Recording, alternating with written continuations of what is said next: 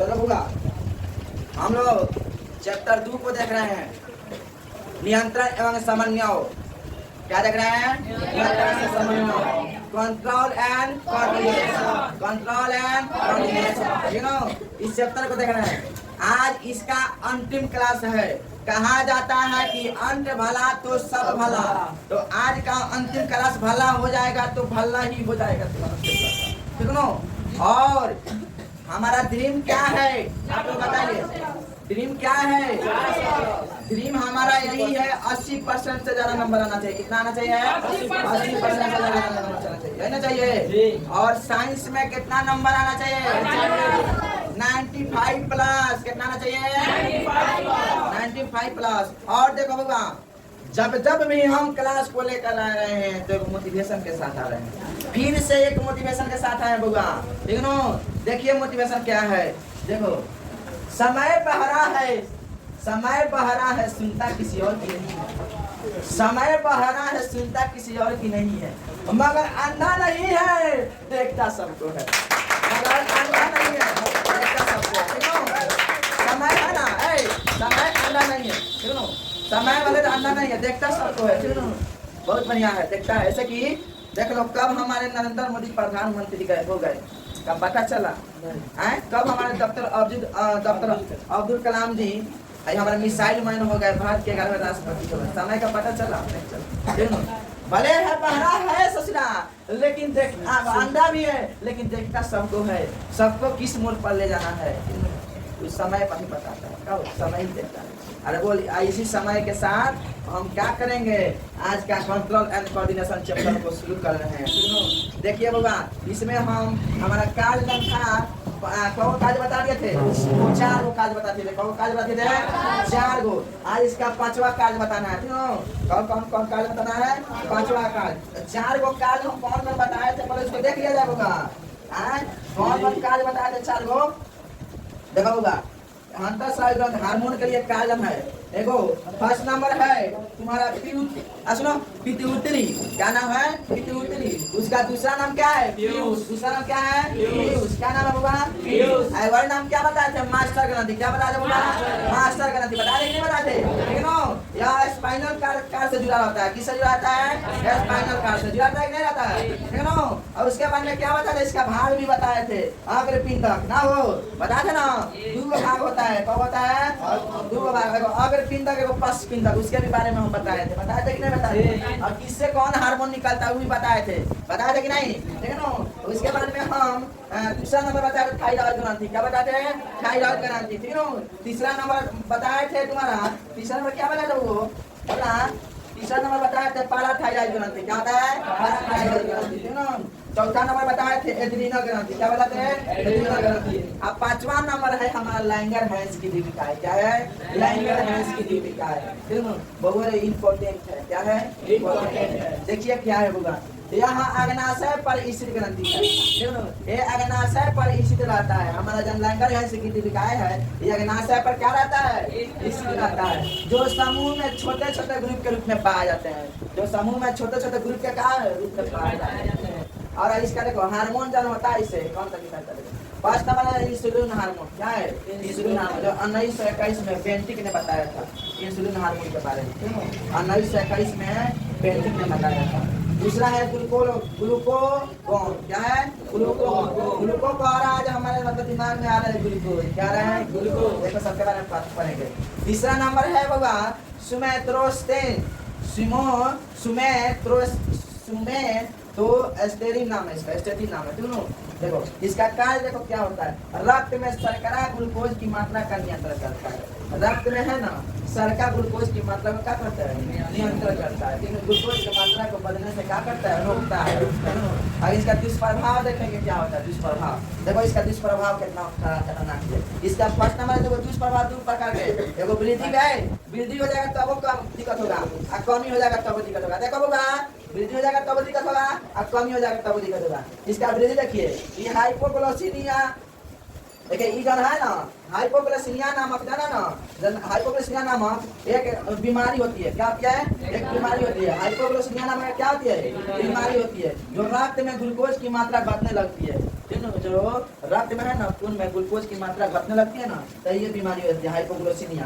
और होता है हाइपोग्लाइसीमिया, एग्जाम में ऑब्जेक्टिव के लिए पूछता है होगा, मात्रा घटने लगती है। और रोगी को बार बार पेशाब आता है ना, पेशाब आता है रोगी को, काहे बार बार पेशाब आता है, इसी के कारण आता है हाइपोग्लाइसीमिया नामक एलर्जी कैंसर से। जब ग्लूकोज हमारे है ना रक्त में कम हो जाता है, इसीलिए रोगी को देखना ना छू जाता है पेशाब पर, ठीक है, देखता होगा दस बड़ी जल्दी पेशाब, तो उसको पाइप लगाया जाता है, ठीक है, जो अपना पेशाब करेगा लगता है, देखना हॉस्पिटल में।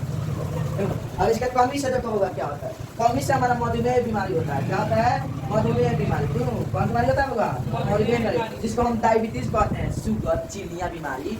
बहुत लोग का 100% लोगों का बीमारी होता है। क्या होता है कि नहीं? तब किसका ये ग्लूकोज की मात्रा बढ़ जाता है हमारे शरीर में, तभी हमारा होता है, ठीक है, तभी हमारा शुगर है ना बढ़ जाता है। इसको बोला जाता है मधुमेह बीमारी बोला जाता है। क्या बोलता है? मधुमेह बीमारी। डायबिटीज भी बोला जाता है उसको। क्या बोलता है? डायबिटीज। क्यों?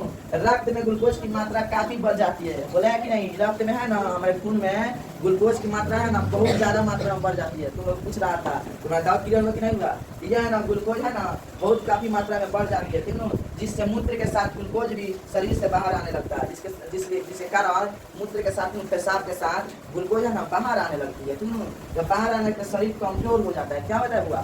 शरीर कमजोर हो जाता है, ठीक है। इस स्थिति में इंसुलिन की सुई ली जाती है। इस स्थिति में बोलती है तो इंसुलिन की है ना सुई लिया गया, ठीक है, सुई लिया गया। तो एग्जाम में तुम्हारा पूछेगा होगा, एग्जाम में पूछेगा होगा इंसुलिन की सुई का सलाह डॉक्टर क्यों देते हैं?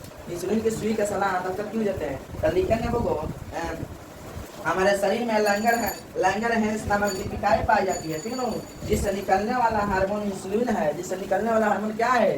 इंसुलिन है, जो हमारे शरीर में ग्लूकोज की मात्रा को कंट्रोल करता है। जो हमारे शरीर में ग्लूकोज की मात्रा को क्या करता है? कंट्रोल करता है। और किसी स्थिति में जब इंसुलिन का हमारे शरीर में स्राव घट जाता है ना, घट जाता है तो रक्त में ग्लूकोज की मात्रा बढ़ जाता है, जिसके कारण पेशाब से मूत्र के माध्यम से, मूत्र के साथ साथ पेशाब में ग्लूकोज निकलने लगता है, ठीक है, ग्लूकोज निकलने लगता है। और इससे हमारा शरीर बहुत ज़्यादा कमजोर होने लगता है। हमारे शरीर में रोगों को लड़ने की क्षमता घटने लगती है, ठीक है, रोगों को लड़ने की क्षमता क्या होती है? घटने लगती है। जब पेशाब के माध्यम से निकल छूट जब पेशाब होता है ना होगा, तो बुझ जाना जब वही तुम्हारा ग्लूकोज निकल रहा है। जब ग्लूकोज आएगा निकलने में तुम्हारा शरीर कमजोर हो जाता है। क्या होता है? कमजोर हो जाता है, ठीक है होगा। तो क्षमता लड़ने तो तुम्हारा जब कमजोर हो जाता है शरीर ना, तो कोनो भी बीमारी तुम्हारे शरीर है ना लड़ने की क्षमता नहीं रहती है। कोनो भी रोगी, कोनो भी दुख बीमारी को लड़ने की क्षमता तुम्हारे शरीर को नहीं रहती है, ठीक है ना बोलो। हाँ, तो और ऐसे लोग धीरे धीरे बीपी के बीमार और कैंसर के बीमारी और हार्ट अटैक वाला प्रॉब्लम में ग्रसित होने लगते हैं, ग्रसित होने लगते हैं। इस प्रकार इसलिए जब ऐसे हो जाता है ना होगा, जब ऐसा आता है बहुत लोगों को बीपी की बीमारी, देखना ब्लड प्रेशर की बीमारी हो जाती है, ठीक है ना, बीपी की बीमारी हो जाती है। और शुगर और क्या बोले हैं, बीपी की बीमारी और टेंशन की बीमारी होने लगती है, ठीक है। टेंशन नहीं करता है, टेंशन कहाँ ले पारू ना हो, टेंशन वाला चीज वाला है, ठीक है, वाला टेंशन है ना, तब कैंसर उठा देता है। टेंशन क्या करता है? कैंसर उठा देता है। टेंशन नहीं लेना, जो होगा तो देखा जाएगा। उसी का हार्ट अटैक हो जाता है, नहीं देखता किसी का होता है हार्ट अटैक हो जाता है, मर जाता है। हम लोग सरस्वती पूजा के दिन सोए थे, देखना बाजा बज रहा था, देखना देखा कि नहीं? वीडियो जो मुंगई बुझी नहीं है, मुंगई हार्ट अटैक आ गया तो नहीं मर गई, बोल ना क्या है? बाजा बज रहा हुआ, इंसुलिन की कमी हो गई उनके शरीर में, चलो जिसके कारण हार्ट अटैक आ गया, मर गई। नाक से ब्लड आ गया, मुंह से ब्लड आ गया, जिसके कारण मर गई, ठीक है। ऐसे बहुत केस हम देख लिए हैं, तुम लोग भी देखा, पहली बार देखा कि नहीं देखा? ऐसे केस होता है बहुत ज्यादा। इसलिए इंसुलिन का सुई का सलाह डॉक्टर लगाने की सलाह देते हैं, ठीक है। इसलिए इस इंसुलिन के सुई क्या करते हैं डॉक्टर है ना, सलाह देते हैं जो इंसुलिन का सुई लगाइए, ठीक है, नहीं तो बीपी का शिकार हो जाइएगा। और उसके बाद में क्या बोला बीपी हो जाएगा, कैंसर की बीमारी चुनने लगेगी और हार्ट अटैक आ जाएगा, परख जाइएगा, ठीक है। इसलिए इंसुलिन की सुई जो है ना देने की डॉक्टर सलाह देते हैं, ठीक है ना। इसको आप लोग सब बताइए होगा और आगे बता। हाँ चलो होगा, अब छठा नंबर पढ़ेंगे, ठीक है ना। छठा नंबर ये जो होता है तुम्हारा जनन ग्रंथि होता है, ठीक है। जनन ग्रंथि जैसे जो हमारे मनुष्य जीवन में बहुत मतलब कहा जाए ना बहुत उपयोगी है, बहुत ही जरूरी है पढ़ना, ठीक है ना। बहुत मतलब जबरदस्त, मतलब इसको पढ़ना बहुत इंपॉर्टेंट है, जो हमारे लाइफ जो है इसी पर निर्भर है, ठीक है, जन्म के लिए, ठीक है। और एक और बात, आप लोग डॉक्टर बन के पढ़ना, ठीक है, यहाँ जो है पढ़ा रहे हैं डॉक्टर की तरह, ठीक है। जैसे डॉक्टर इलाज करता है ना, वैसे आप लोग को डॉक्टर बन के पढ़ाना था, इतना मान के समझ लेना सब, ठीक है ना। चलो होगा, अब देखो जनन ग्रंथि हमारे शरीर में, ठीक ना, देखिए जनन ग्रंथि कोशिका मतलब जनन ग्रंथि होता है हमारे शरीर में। देखिए ये वाला जन है, ये वाला बोला था इसको अंडाशय, क्या बोलता है? अंडाशय, ठीक ना। ये वाला जन है अंडाशय बोला जाता है, क्या बोलता है? अंडाशय, ठीक ना, अंडाशय बोला जाता है, ठीक ना। जन ये हमारे बॉडी में ये है तुम्हारा फीमेल का, जन का है फीमेल का जन है, ठीक ना, फीमेल का बॉडी जनन ग्रंथि है। आई जन है तुम्हारा इसी का मेल का जनन ग्रंथि है, ठीक ना, यानी है तुम्हारा स्त्री का है, ये तुम्हारा पुरुष का जनन ग्रंथि, ठीक ना। देखिए इसको समझिए, महिलाओं में यहाँ पे एक जोड़ी में पाया जाता है, ठीक ना, महिलाओं में जन है यहाँ पे एक जोड़ी का पाया जाता है, ठीक ना, महिलाओं में यहाँ पर एक जोड़ी का पाया जाता है, ठीक ना। अंडाशय क्या होता है? बहुत सारे अंडालुओं का ग्रुप होता है, ठीक ना। अंडाशय जन होता है ना, बहुत सारे अंडालुओं का क्या होता है? ग्रुप होता है, जो महिलाओं के बॉडी में बचपन से ही पाया जाता है, ठीक ना। तो महिलाओं को कब पाया जाता है? बचपन से उसके बॉडी में पाया जाता है, ठीक ना। जब वो 12-13 साल की होती है ना, तो उससे एक एक अंडालू है ना, हर महीने एक अंडालू निकलता है, ठीक ना, हर महीने अंडालू निकलता है, और वो बाद में बाहर निकल जाता है, और शरीर में यदि उस अंडालू में मेल बॉडी का स्पर्म जाता है ना, तो बच्चे का निर्माण होता है, ठीक ना। यही जन है ना तुम्हारा, यही जन अंडाशय है ना, अंडाशय जो निकलता है, यही अंडालू जो निकलता है हर फीमेल का बॉडी में से हर महीना 1 महीना के बाद में निकलता है, ठीक ना, अंडालू। वो अंडालू में जब स्पर्म, जब पुरुष सबका मेल सबका जब यहाँ स्पर्म जाता है ना, इसमें स्पर्म जाता है, तो ये स्पर्म जब मिलता है ना, तो बच्चे का निर्माण करता है, ठीक ना, बच्चे का क्या करता है? निर्माण करता है, ठीक। और समझोगा यदि उस स्पर्म जाता है तो बच्चे का निर्माण करता है। तो ये अंडाणु निकलना बहुत जरूरी होता है। ये अंडाणु है ना, जो महिलाओं के जो अची में से मतलब मेल बॉडी में से निकलता, मतलब फीमेल बॉडी में से निकलता है, ये वाला अंडाशय में से जो अंडाणु निकलता है ना हर महीना पर, ये इनका निकलना बहुत जरूरी होता है, ठीक ना। अगर ये जरूरी होता है, ठीक ना, यदि अंडाणु नहीं निकलेगा ना तो इंसान बच्चा ही पैदा नहीं कर पाएगा। अगर फीमेल के बॉडी में से यानी अंडाशय में से अंडाणु नहीं निकलेगा ना, तो जाना ना तुम्हारा मनुष्य जाना इंसान जो है ये बच्चा पैदा करने का क्षमता नहीं रखेगा। तो इससे ना ये अंडाणु से अंडकोशिका को निकलना जरूरी होता है, और इसको निकलने वाला हार्मोन जनन हार्मोन कहलाता है, ठीक है। इसी से निकलने वाला हार्मोन क्या कहलाता है? जनन हार्मोन कहलाता है, ठीक। तरह से मेल में, और उसी तरह से मेल में 2 पीस पाए जाते हैं, तो कौन पाए जाते हैं? 2 पीस पाए जाते हैं, तो 2 पीस में जो टेस्टिस पाया जाता है उसको बोला जाता है, क्या बोला जाता है? टेस्टिस बोला जाता है, क्या बोला जाता है? टेस्टिस। जो ब्रीसर कहा जाता है उसको क्या बोला जाता है? ब्रीसर। उसी तरह जैसे इसमें जो अंडाशय पाया जाता है ना, उसी तरह मेल सब में भी 2 टेस्टिस बोला जाता है उसको हिंदी में बोला जाता है ब्रीसर, पाया जाता है, ठीक है, एक पाया जाता है। और इसे ना अंदर पाया जाता है, अंडकोश के भी नाम से जाना जाता है, इसको क्या कहा जाता है? अंडकोश भी बोला जाता है, क्या बोलता है? अंडकोश। शरीर के बाहर होता है, ये क्यों होता है? जनन चैप्टर में हम बताएंगे, ये शरीर के बाहर होता है। कब बताएंगे? हम जनन चैप्टर में बताएंगे वो क्या होता है बाहर, और फुल डिटेल्स में पढ़ने वाले हैं हम लोग जनन चैप्टर में। जब हम पढ़ा रहे हैं ना थोड़ा मोड़ा, उसको फुल डिटेल्स में पढ़ने वाले हैं। आखिर अंडाणु अंडाशय से अंडाणु निकलता कैसे है, काहे निकलता है, क्यों निकलता है, मतलब उसमें जब हम फीमेल का स्पर्म में जाता है तो बच्चा कैसे पैदा होता है, ठीक है। ये हर एक चीज हम बताने वाले हैं जनन चैप्टर में। देखिए बाबा, कोनो बायोलॉजी का कोई चीज पढ़ते हैं ना हंसी आ जाती है, ठीक। बायोलॉजी का कोनो भी चीज पढ़ते हैं तो हंसी आ जाती है, हंसना नहीं है, हंसना नहीं, हंसी आ जाती है ना। अरे यार हंसी आ जाएगी ना तो जिंदगी में जानोगे क्या, कहाँ का जानोगे जिंदगी में, बोलो ना। जब हंसी आ जाएगी तो जिंदगी में क्या जानोगे सब, बोलो ना। ये तुम्हारे मम्मी पापा नहीं बताने वाले हैं, ठीक है। ये जानो है ना जनन के बारे में तुम्हारे मम्मी पापा नहीं बताने वाले हैं, ठीक। और तुम्हारे स्कूल वाले टीचर है ना थोड़ा मोड़ा बता देते हैं, पूरा डिटेल्स नहीं बताते हैं, ठीक है।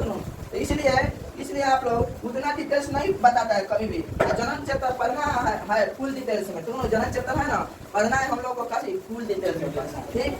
और चैप्टर पढ़ने वो आप जाना ना डॉक्टर की तरह सोचना चाहिए, सोच कर पढ़ना चाहिए। बोले आ गई है जनन चैप्टर पढ़ना शुरू किया है, डॉक्टर की तरह पढ़कर पढ़ो, डॉक्टर की तरह सोचना है जनन चैप्टर में, हंसी नहीं आने देना है, ठीक है। हाँ चैप्टर सा, ठीक है। आप देखो हंसी आ गया ना तो आप आ गया तो जाओ बउआ, तेल लगा के सो जाओ ससुरा सब। जिंदगी जीना है तो आपका पूरा जिंदगी 70 साल का वेट कर रहा है, क्यों? अगर 70 साल की उम्र में अगर अभी नहीं जाने तो कभी घंटा जाने का सब रे, ये बहुत जरूरी है बउआ। 70 साल का तुम्हारा जिंदगी है, अगर एक बार ना जानेगा, अगर 10वां क्लास में सही से नहीं पढ़ने वाला है तो कब पढ़ेगा ससुरा? बोलना 70 वर्ष के हो जाएगा तब, जब तुम्हारा जवानी सब खत्म हो जाएगा तब रे ससुरा। हाँ, कब पढ़ेगा सब? अभी तब अभी नहीं पढ़ेगा तो कब पढ़ेगा, कब जानेगा? देखिए वो ब्रीसर क्या होता है, चलिए उसका बताइए बड़ी के बारे में। देखिए हमारा आप जानेंगे बड़ी के बारे में, ब्रीसर क्या होता है, ये वाला टेस्टिस होता है, क्या होता है, ठीक है? महिलाओं के अंडाशय से अंडाणु कोशिका निकलने लगता है तब। महिलाओं के अंडाशय से अंडाणु कोशिका निकलने लगता है ना, हर महीना में निकलता है, हर मतलब जब 12-13 वर्ष को हो जाती है ना महिला सब, तो सबको निकलना शुरू होता है हर महीना, जिसको हम बोलते हैं एमसी। क्या बोलता है? एमसी। लड़कियां सब जानती होगी, तुम सब नहीं जानते, तुम लोग जानते। जैसे तुम लोग का अच्छी से निकलता है शुक्राणु, उसी तरह महिलाओं सब कभी निकलता है, क्यों? जो 12-13 वर्ष की उम्र में निकलता है, क्यों? महिलाओं के अंडाशय से अंडाणु कोशिका निकलने लगता है, और हर महीने में एक उसी तरह से पुरुष में वृषण में पाया जाता है। जैसे मतलब महिलाओं के 1 महीना पर निकलता है ना वाला जो अंडाणु, ठीक है, अंडाशय से, उसी तरह पुरुष को भी उसी तरह पुरुष को भी वृषण में पाया जाता है। शुक्राणु कोशिका जिसे कहते हैं, क्या बोलते हैं? शुक्राणु कोशिका, ठीक है ना?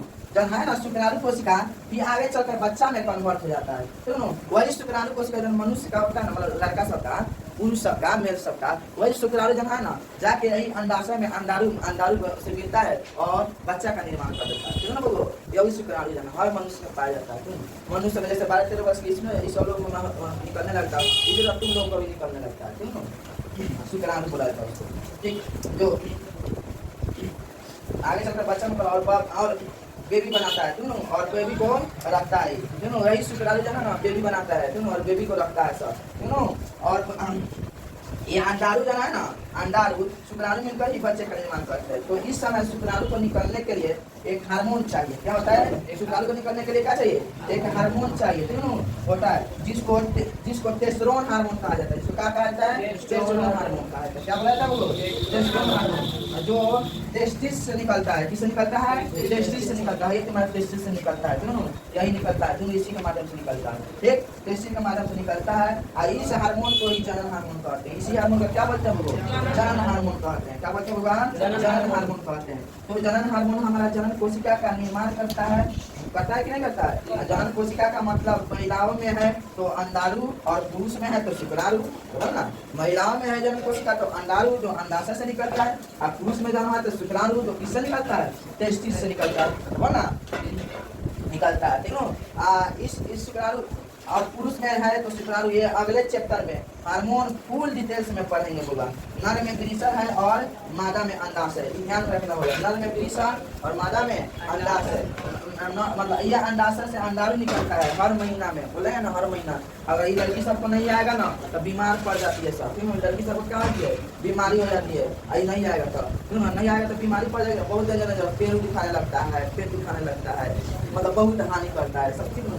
बहुत मतलब पुरुष मतलब थोड़ा कुछ नहीं होता है सब, लेकिन महिलाओं से परी बहुत मतलब नुकसान का सेवा किया सब, ठीक? इस का, ठीक? इसको बहुआ हम लोग क्या करना है, और उसके मन में इसको आप छपा देते, इसको थोड़ा सा इसको समझा दिए, और इसके आगे थोड़ा सा और चीज़ है बता रहे। हाँ बाबा चलो, आप वृषण में स्रावित हार्मोन पढ़ेंगे, क्यों? देखो वो वृषण में स्रावित हार्मोन क्या क्या होता है।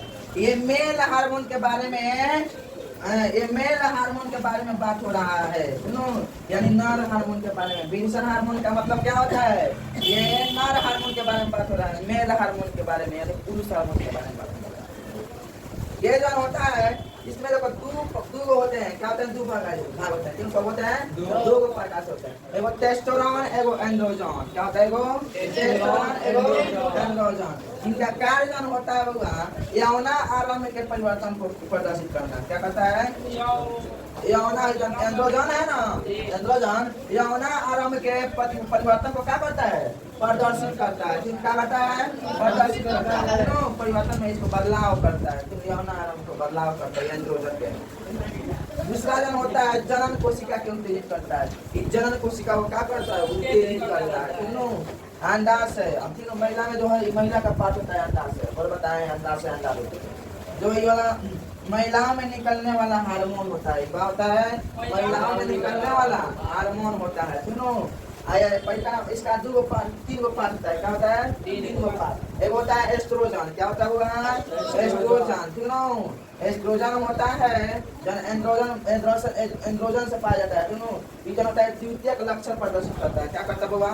द्वितीयक लक्षण प्रदर्शित करता है। दूसरा होता है प्रोजेस्टेरॉन। सुनो, क्या होता है? प्रोजेस्टेरॉन गर्भाशय के आंतरिक भित्ति का निर्माण और दूध ग्रंथि को उत्तेजित करता है। सुनो, गर्भाशय को भित्ति का क्या करता है? निर्माण करता है, मतलब निर्माण करता है। और मम्मी के जो स्तन से जो दूध निकलता है ना, दूध को क्या करता है? निकालने में उत्तेजित करता है। दूध ग्रंथि को बढ़ाता है। जब बच्चा जब पैदा होता है तो दूध नहीं निकलने लगता हो, निकलने ना लगता है दूध।